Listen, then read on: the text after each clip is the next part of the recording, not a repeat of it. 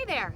Hey, it's Rachel, and I'm outside at a place that I sometimes come to for some quiet time. There's a lot of people that live in my home, and so it's not always real quiet.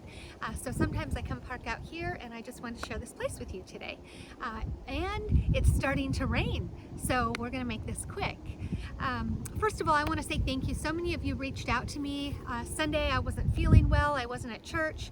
It was nothing COVID related. It was all stomach issue, and by Sunday evening, Monday morning, I was feeling almost 100%. So thank you to all of you who reached out to let me know you were praying for me.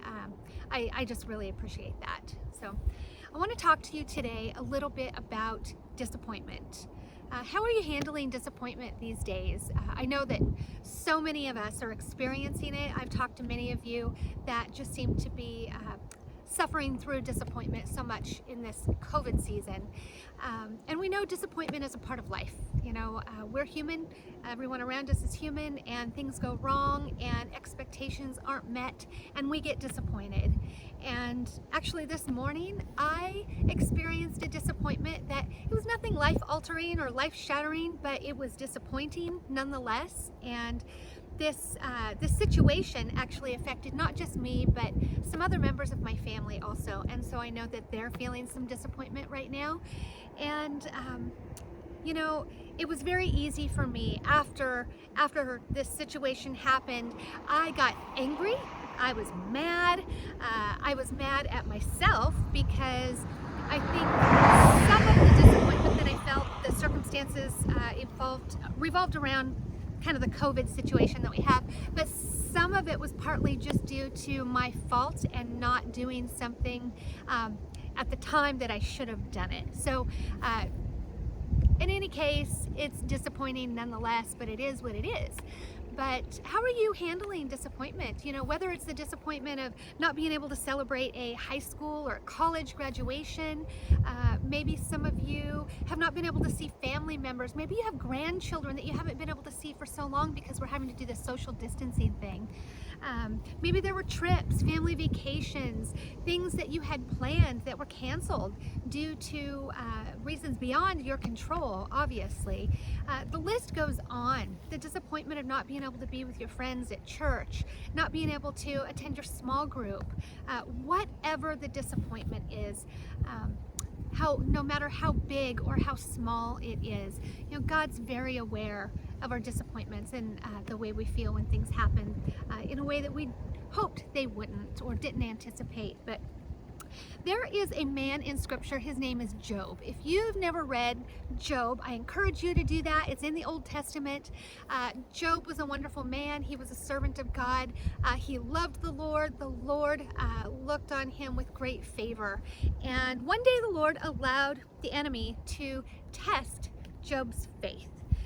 He said, go ahead, test him. You can do anything you want to this man, just don't hurt him physically.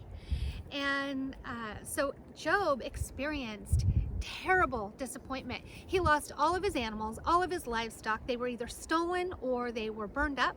All of his servants, he lost all of them. They all died. And then his children, all of his children died. And Job suffered more disappointment than any one person on this earth should ever be allowed to suffer, in my opinion.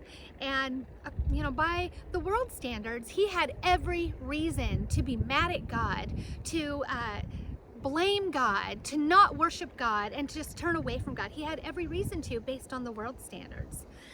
But in Job chapter 1, in verse 20, it starts, Job stood up and he tore his robe in grief. This was after he had found out that his children had died. It says, Job stood up and tore his robe in grief. Then he shaved his head and he fell to the ground to worship. And he said, I came naked from my mother's womb, and I will be naked when I leave. The Lord gave me what I had, and the Lord has taken it away. Praise the name of the Lord. In all of this, Job did not sin by blaming God. And so we see this man who suffered great loss, great disappointment, things that I'm guessing you and I have not ever experienced to that degree. Some of you, I know, you've suffered great losses. I know that, and my heart goes out to you. but Job suffered immeasurably in my book. And he could have turned away from the Lord, like I said, but instead it tells us that Job worshiped. He praised the name of the Lord, and that's because Job knew who God was, and Job loved the Lord, and Job put his trust and his hope and his faith in a God that he knew was bigger than any disappointment he could have suffered.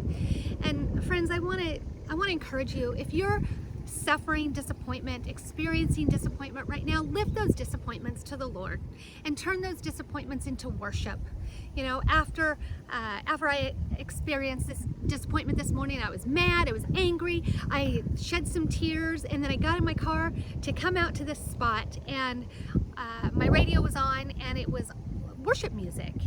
And although I was disappointed, angry, and sad, I began to worship the Lord in music, and I could feel my heart just start to change towards the situation. Is it still disappointing? Absolutely. Am I gonna let it disrupt my worship to God?